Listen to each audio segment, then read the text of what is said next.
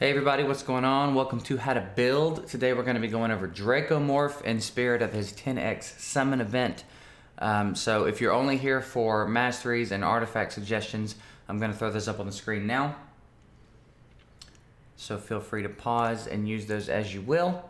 If that's all you came for, drop a like on the video for me on your way out. Thank you for stopping by. I'll catch you later. For anybody that wants to stick around, now I'm going to be talking about Dracomorph as a champ.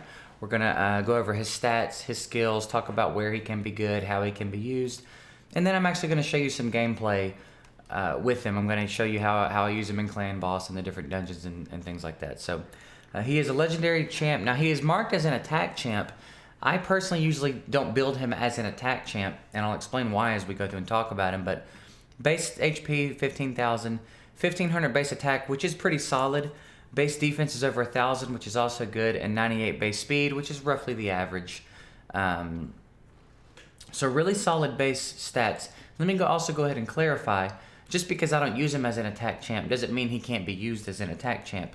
He can do pretty heavy damage. He does have a decent enough attack kit. So certainly don't misunderstand me in saying that I'm using him as an HP type champ. You can certainly build him and get good damage out of him, but it just requires a different type of build. For the ways I use him, I need him to be tanky. So as far as his kit goes, first skill, attacks one enemy, damage increases by 10% for each debuff on the target.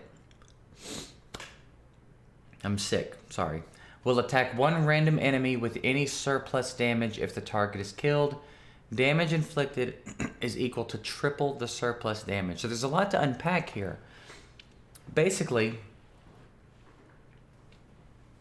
a good way to think about using this skill is to stack debuffs on an enemy, find an enemy that's close to death that has a defense breakup, let him hit them with this skill, which means you're going to get a lot of surplus damage, because if they were this close to death and he kills, there's a lot of leftover damage, which means it's then going to transfer that damage to triple, to a new target, triple the amount of basically the damage of this attack, and 10% for each debuff on the target. There's a lot of potential for a lot of heavy damage here. The problem is the application of it. It's kind of specific. It's a very specific set of circumstances for this skill to really shine, but it can be set up to do so, and it can be a great skill. Not a bad first skill at all. Second skill, attacks 4 times at random. Each hit places a 5% poison debuff for 3 turns. This is fantastic. This is one of the reasons that he's so phenomenal in Clan Boss. And he's really good in the other dungeons as well. Even aside from his third skill, this is good. This is a lot of poison. He has no percent chance to proc, so he relies on no procking. He relies strictly on accuracy for this. So as long as he's not weak hitting and you've got a lot of accuracy on him, you're all but guaranteed to throw up some poisons, right? Each hit can land its own poison. That's 5% poison debuffs. That is a lot of damage, okay? That is really, really nice. Third skill places a 25% weaken and a 60% decreased defense buff on all enemies for 2 turns on a 3-turn cooldown. This is phenomenal. AoE defense break is very important for everything. Anywhere that there's multiple enemies, you're going to want defense break. AoE defense break. He also has a weaken with it in the same skill. So he's drastically ramping up the damage that your team is capable of doing. So this is going to help you wave clear in dungeons, can help you wave clear campaign. Anywhere that there's waves, he can help you clear. It's also really good for single target, clan boss, dungeon bosses, because it's still a defense break and a weaken in the same skill. It is a fantastic skill, and what makes this skill even more incredible is that he's not attacking with it. So there's no opportunity for a weak hit, and there's no chance to proc, which means that as long as you have accuracy, enough accuracy, again, you are all but guaranteed to land this on everybody. If you have high enough accuracy, you will very, very rarely see anyone resist this. And this is great because generally that's something you have to have a void champ to kind of bank on. Someone that's never going to be at a disadvantage, who's a lot less likely to weak hit. Here we have an example of a magic champ with a skill that can be applied to force just as easily as it can be applied to anyone else. because again, there's no opportunity to weak hit. Incredible, incredible, incredible skill all across the game. Basically, everything he does is useful all across the game. He's an excellent champ. He's one of the better legendaries in the game. And then you've got accuracy and faction crypts by 50%. Nah, whatever. He doesn't really need a good aura. The rest of his kit is crazy. So, again, he's pretty useful everywhere. I'm going to go and show you what he looks like on an unkillable team and clan boss. We'll go through and run him through a few dungeon waves. I'll let you see what he looks like. I'll show you my spider team, just to let you kind of see what he looks like in action and give you an idea. So let's go ahead now and pop over to... Let's do dungeons first. Let's head over to the dungeons. All right, so here we are in Spider. I'm running a double Royal Guard, Apothecary, Kymar, Draco team. The idea behind this team is for Apothecary to go first to give everybody boost and that speed buff. That speed buff is going to be kind of crucial for my Royal Guards. Draco's going to go. He's going to set up my Royal Guards to do damage. They're going to do damage, and Kymar's going to reset. So we're going to do that cycle twice before the spider gets one turn, and that's how we're going to kill it. But you'll see how reliable Draco is here. Draco will not miss his defense break and weaken on the spider. I've probably run this, I don't know, 200 times at a minimum. He has never missed. He is money. And he does have advantage here, but again, he's not attacking, so it wouldn't matter. He would land it just as easily on a force stage, which I think 19 is force. So he's very reliable in setting my guys up to do damage. Both my Royal Guards have a 100% chance to crit, so they're gonna crit. So it's basically a guaranteed run. Occasionally, they'll do a little too much damage and get the spider's health too low for that last hit, and Royal Guard will decide he needs to use hamstring instead of takedown.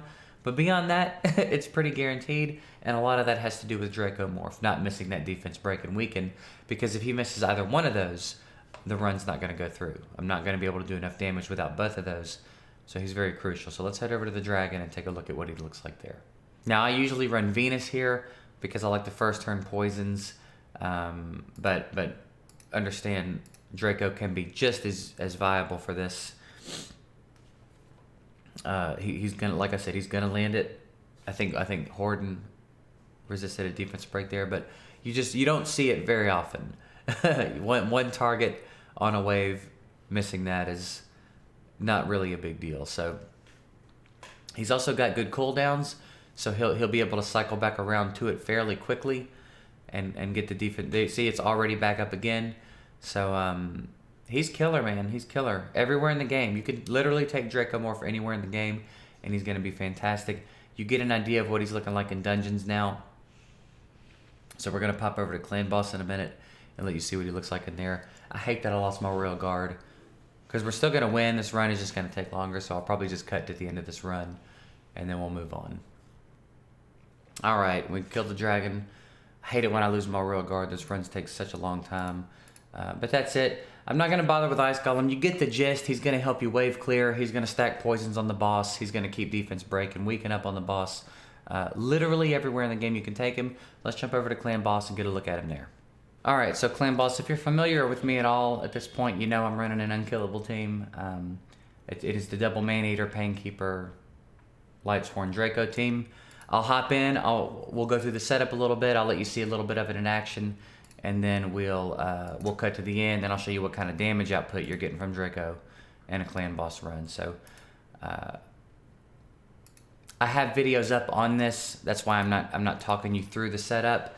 I do have guides up on this, and you can always pop in my Discord and get with me or my community. I'm sure someone will help you get it sorted out if you're struggling with it. But it's a pretty nice team. Now, they are nerfing it in this upcoming update sometime soon. However, they're not nerfing it into the ground. I do still think it's going to be viable, and I believe that I will be able to, at the very least, 3-key Ultra Nightmare fairly easily. So I'm not really sweating the nerf too much. I will make adjustments if I need to, but I do still think it's going to be a viable comp, so make sure and check out those guides if you are curious about how to set that up. So we're about through the setup. I'm going to hit auto. And then again, I'll let you see it running for a little bit. And now we hit auto. And that's it. They're going to do their thing now. I'm going to let them run for about 29 minutes. That's usually about how long I let these runs go. So I will cut to this. I'm sorry, I will let this run for a little bit. I will come back. We'll talk about the damage at the end. And then we'll go take a look at my Draco.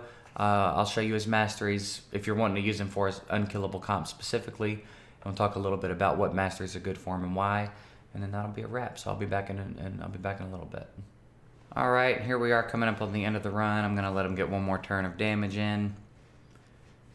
And actually I'm gonna let him get one more turn and then we're gonna end it and we'll see what kind of damage he did. And then we'll pop over and take a look at him. All right, so let's go ahead and end the run. And we got 40 million damage, almost 41 million damage out of Draco here.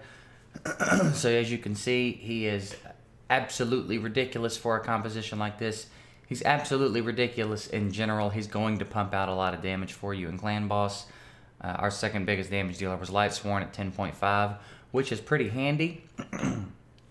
Not bad damage at all, but it is nothing compared to 41 million. So he's a beast. He's an absolute beast.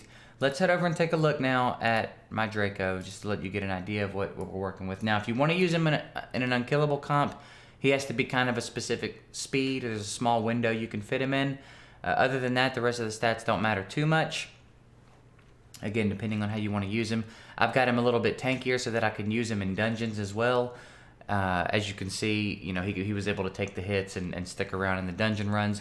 Plenty of accuracy. Accuracy is very important. You can see I've gone full accuracy on him, as well as an accuracy banner. So as far as masteries go, offense tree, basically you just want to get down to War Master. That's really the important part if you're going to use him in Clan Boss especially. You know, there's a couple of other decent things in there, but there's not much to talk about here. And as far as the support tree, basically whatever boosts his accuracy or his chance to land a debuff or extends the debuffs. You know, eventually I'm going to get the extension down here. I just haven't bothered to go in and get the extra scrolls. But if I could extend his debuffs, that would keep defense break and stuff up longer. Poisons would last longer. Only going to increase his effectiveness. I just haven't bothered to get down there and get it yet. And then here, you know, you've got increasing the ability to place the debuffs themselves. Now, he doesn't really need this, to be honest. I think I put this on him in the graphic at the beginning. He doesn't really need this because he has no chances to land these things, right? He relies solely on accuracy, which is another reason he's so amazing. So you don't really need this one. Again, I put it on as kind of a filler because the rest of it doesn't really matter. But extending the debuffs is pretty nice. I've got the turn meter reduction, but other than that, just these ones here that increases accuracy are the way you want to go. The more accuracy you stack, the better. And that's pretty much it. Like I said, he's a fantastic champ. You could take him anywhere you want to take him, and he's going to be wildly effective. One of the best legendaries in the game as it stands right now. So if you're trying to pull him at the 10x, I really hope you get him. He's a fun champ. If you did just get him, congratulations. And if you're trying to figure out how to build him and how to use him, hopefully this did you some good. That's going to go ahead and wrap this video up. I hope you guys got something out of it. I hope you enjoyed it. If you did, be sure to like, subscribe, all that fun stuff that helps me out a lot. And that's it. I appreciate everything. I'll see you guys in the next one.